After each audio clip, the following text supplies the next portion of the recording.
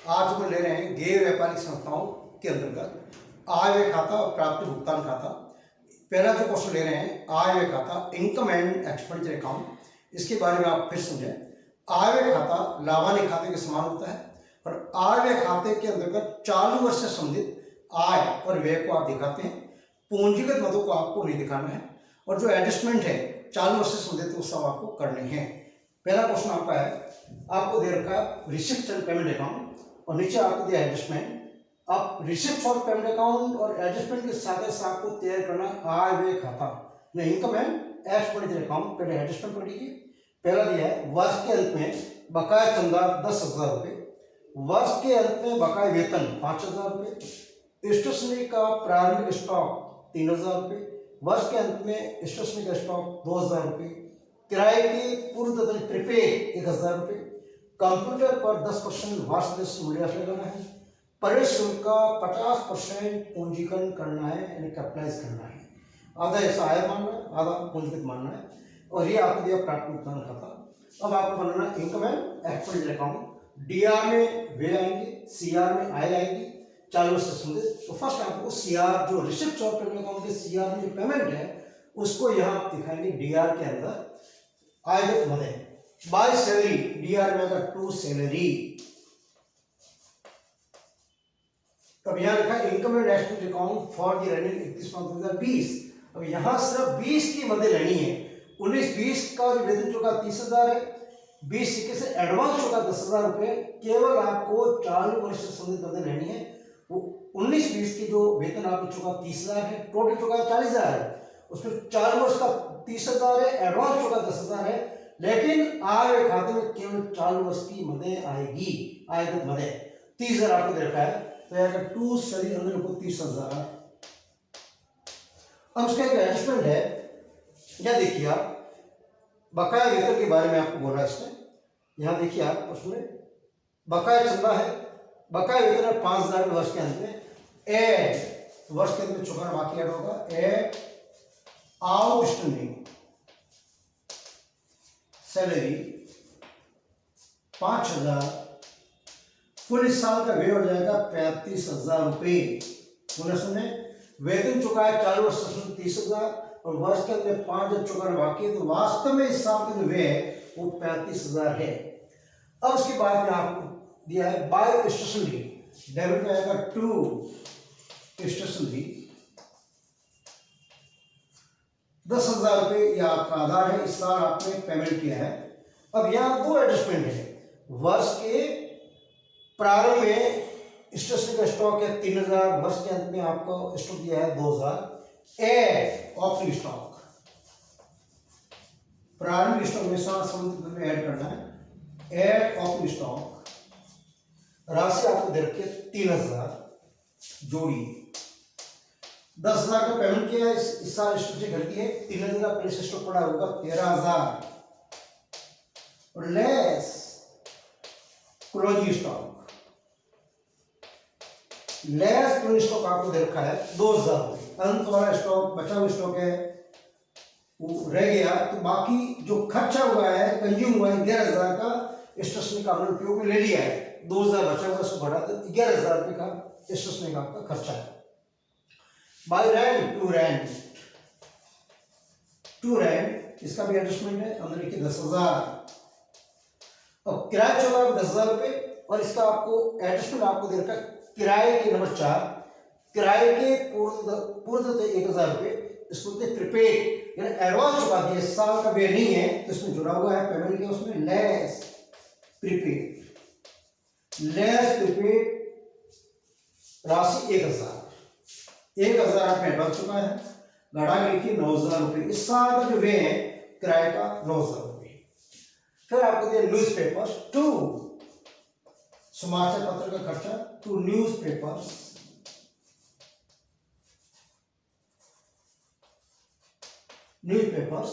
राशि आपकी 2,000। कोई एडजस्टमेंट नहीं इसका।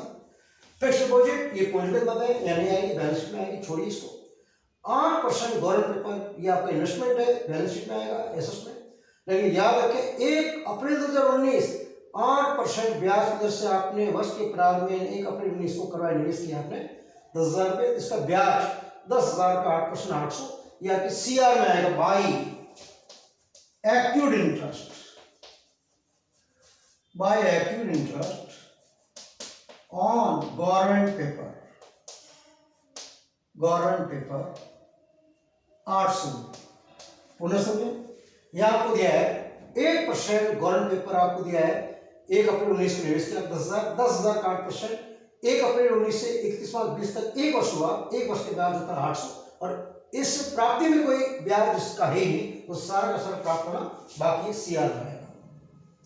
बाय कंप्यूटर 1 अक्टूबर 19 30,000 रुपये है। अब यहाँ देखो कंप्यूटर का आपको दे रखा है एडजस्टमेंट नंबर 5, यहाँ बोला इसने कंप्यूटर पर 10% ब्याज लगाना है वार्षिक दर से। तो यहाँ आपने 1 अक्टूबर 19 को खरीदा है, तो 1 अक्टूबर 19 से 31 मार्च 20 तक आपका 6 महीने हुए, तो 30,000 का 10 में 3,000 होता है, आधे साल का 1,500।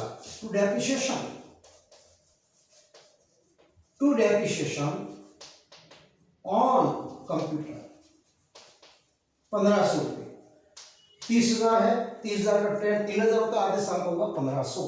यह आपका पूंजी, यह आपकी हानि है संपत्ति उपयोग करने का खर्चा। अब उसके बाद में बैलेंस शीट एसेट में आएगा, कैश एंड नहीं आएगा। अब उसके बाद में डेबिट में आएंगे 2 मंथ्स PD 20,000, 10 साल का कैश नहीं आएगा। 2 सब्सक्रिप्शन चंदा, या 3 अवधियों के चंदे दिए, 18-19 का है, 19-20 का है, 20-21 का आपको चालू वर्ष मत लेनी है। 19-20 का 80,000 है, यहाँ का बाई सब्सक्रिप्शंस राशि है 80,000 रुपये, अंदर लिखें 80,000, केवल 4 वर्ष का लेना है। ये आपका पिछले वर्ष के साल मिला बकाया था, 10 साल नहीं आएगा। ये 15,000 आपने एडवांस प्राप्त किया, नहीं आएगा, सब 80,000 आएगा। अब इसका एक एडजस्टमेंट आपको दिया इसमें चंदे के बकाया है, वर्ष के अंत में बकाया चंदे 10,000 रुपये एड आउटस्टैंडिंग सब्सक्रिप्शंस राशि आपको दी 10,000। आय आपकी चंदे की जाएगी 90,000। फिर आपको हो रहा है एंट्रेंस फी 20,000। अब एंट्रेंस फीस का आपको दिया है छठा पॉइंट है, परिश्रम का 50% पूंजी करना है, तो आधा आयगत होगा, आधा पूंजीगत होगा, यहाँ को आयगत रहना है। Bye entrance fee, bye entrance fee, यहां लिखिए टोटल आपको मिला है 20,000 रुपये, लेस 50% टू बी कैपिटलाइज्ड, 10,000 रुपये घटाइए, तो शेष रहेगा 10,000 रुपये आपका आयगत हो जाएगा 10,000 रुपये, और 10,000 रुपये आपका ये जो लेस किया मैंने ये पूंजीगत है और बैलेंस शीट में जाएगी। अब उसके बाद डोनेशन का कुछ नहीं बोला है, तो आयगत माना जाएगा बाय डोनेशन, दान मिला उनको, बाय डोनेशन 40,000 रुपये। यदि प्रश्न में आपको यह कहा जाए कि दान को पूंजीगत मानी, तो यह नहीं आएगा, बैलेंस में जाएगा बैंक में, नहीं कुछ बोला है तो आयगत मानोगे। टू होल्ड लैंड बाय, हमको हॉल का किराया मिला, हमारे संस्था के पास हॉल है, किराया दिया हमने, बाय होल्ड लैंड, राशि आपकी 10,000। अब उसके बाद में एडजस्टमेंट देखिए आप, वर्ष के अंत में बकाया चंदा हो गया, वर्ष के अंत बकाया वेतन भी कर दिया, स्टेशनरी का प्रारंभिक स्टॉक, अंतिम स्टॉक यील्ड हो गया, किराए के पूर्व यील्ड हो गया, कंप्यूटर पर 10% मूल्यह्रास भी हो गया, परिश्रम का 50 पूंजीकृत करना है। ये एडजस्टमेंट आपका था इम्प्लाइड एडजस्टमेंट, 8% की दर से ब्याज आपका 10,000 का 8% 800 होता है, और CR by accrued interest on government paper 800 सब हो गया। अब आप अधिक में से घटाना, CR जो अधिक है योग करें CR 90 10 1 लाख 1 40 1 50 1 50 800 1,50,800। DR को देखना 35 1 36 46 46 और 9 55 57 58,500। एक बार पुनः देखें 58,500, 0 0 5 का 5 2 1 3 2 3 12 13 13 5 18 1 3 4 1 5 58,500 1 50 800 माइनस 58,500 0.003 2 4 14 5 के 9 9 बोलो 300 आपका हो जाएगा सरप्लस, टू सरप्लस बोलो 300 बोलो 300 योग की दोनों सेट हुई 1,50,800 8 बाकी 3 10 में 8 की 2 4 14 8 की 9 बोलो 300 आपका हो गया अधिक मैंने सरप्लस बचत। इस तरीके से आपका दिया है प्राप्त भुगतान खाता एडजस्टमेंट और आपको बनाना आय व्यय खाता।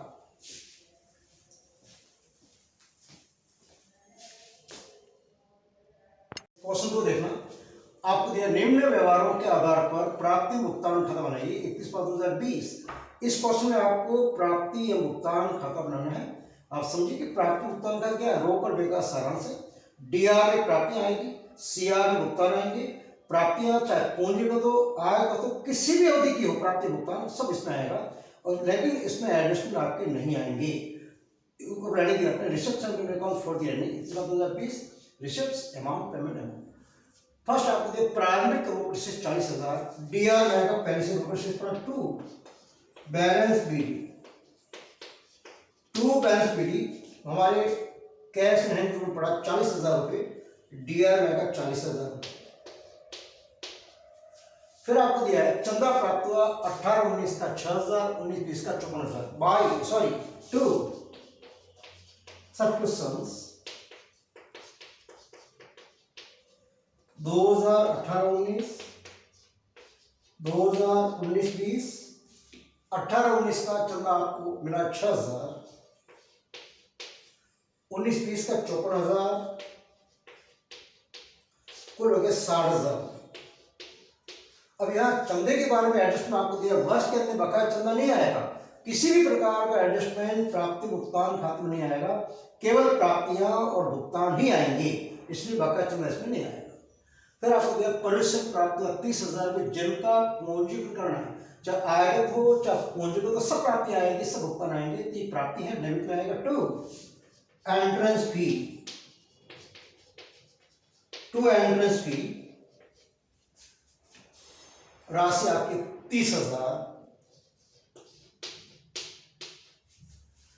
फिर दिया इसने वसित प्राप्ति लेगेसी की प्राप्ति हुई 2 लेगेसी वसित प्राप्ति हुआ 80,000। ये पूंजीगत है, लेकिन चाहे आयगत हो पूंजीगत सब प्राप्तियां और भुगतान इसमें आते हैं प्राप्ति भुगतान खाते में।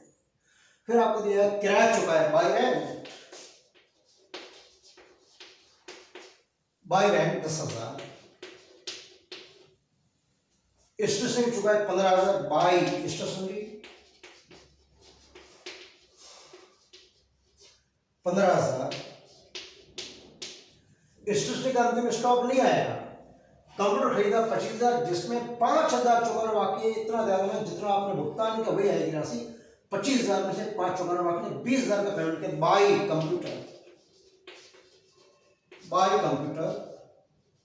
20,000 रुपये सिर्फ जो भुगतान की वही राशि आएगी, क्योंकि 5,000 चुकाना बाकी कुल 25 है, 20 का पेमेंट है 20 आएगा। कंप्यूटर पर 2,000 मूल्यह्रास इसमें नहीं आएगा, ये नॉन कैश आइटम है। बैंक एफडीआर करवाई 10,000 रुपये बाई बैंक एफडीआर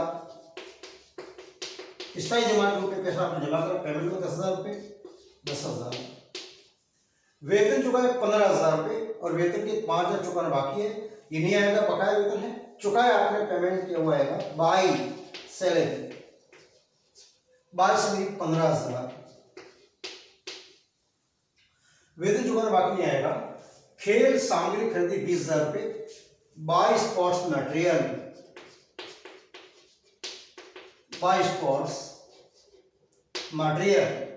20,000 रुपये 20,000 रुपये का पेमेंट। वर्ष के अंदर बकाया चंदा नहीं आएगा, सब मदद ले ली हमने। अब डीआर में से घटाएंगे, बैलेंस आएगा। डीआर का योग करें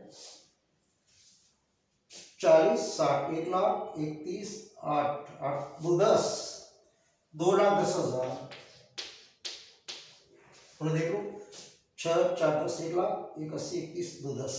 सीआर में देखना 10,000 10 15 25 25 और 20 45 10 55 60 70 80 90 90,000 आप बढ़ाइए 2 10 और 90 घटाइए, 0 ग्यारह मिलोगे 2 1 1 20, 1,20,000 by balance sheet, by balance sheet 1,20,000 का आपका कैश इन हैंड बचेगा बस स्टैंड में, योग 2,10,000।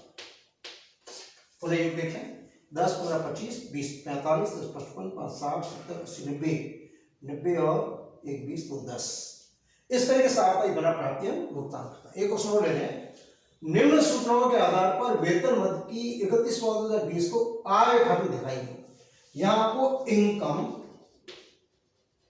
And expenditure account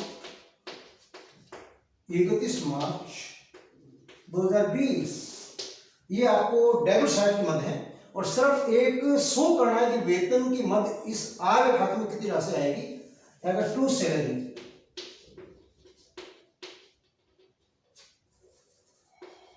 to salary first आप देखिए पांचों मदों में से चुकाया कितना वर्ष का 50,000, ये आपका आधार बनेगा 50,000।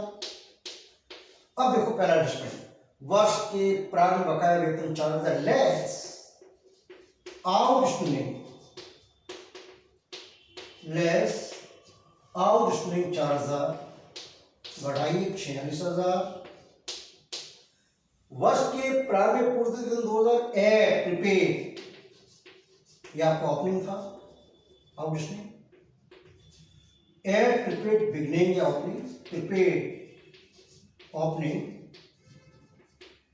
राशि आपके 2,000 जोड़ी 48,000। फिर दिया है वर्ष के अंदर बकाया वेतन 6,000 एड आउटस्टैंडिंग, आउटस्टैंडिंग क्लोजिंग, वर्ष के अंदर बकाया वेतन हमेशा ऐड होगा 6,000, 8 14 54,000। लास्ट है वर्ष के अंत में पूर्वदत्त वेतन 1,000 less prepaid salary, less prepaid salary closing, less होगा 1,000। इस साल का वेतन का जो व्यय आएगा वो आएगा 53,000, 53,000 रुपए।